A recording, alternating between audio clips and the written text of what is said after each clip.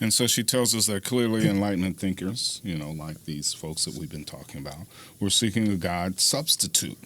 Just as Romans 1 says, they fastened on something within creation to serve in the place of God as their secure and certain source of truth. Right, the ultimate explainer kind of thing, the fixed foundation of knowledge. Right, that's what Descartes was after. That's what all these folks were after. Right, Bacon's empiricism appealed to the authority of the senses.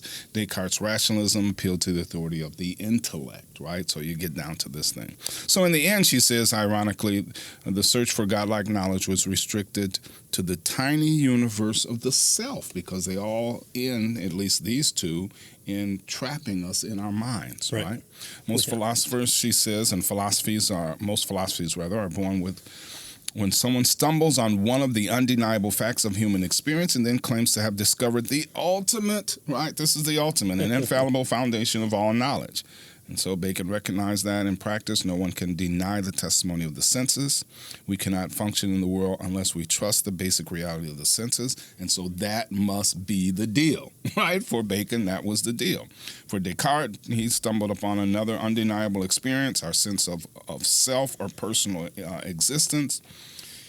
Even if we can be induced to doubt everything, right? He argued there's still a self that is doing the doubting. So rationalism takes this fact of experience and absolutizes it, she tells us, seeking to build a full-blown philosophy on it.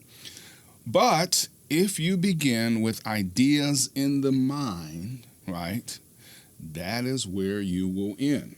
You're trapped. Right? You'll be trapped in the prison house of your mind. And so every non-biblical philosophy, she tells us, fastens on something in creation to become its idol, right? Something known by general revelation, and then tries to build a system of truth off that foundation.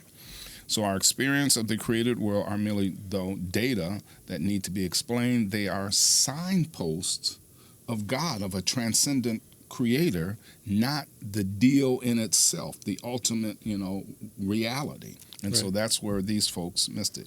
We misread, she says, the sign if we treat them as sources of ultimate truth in themselves.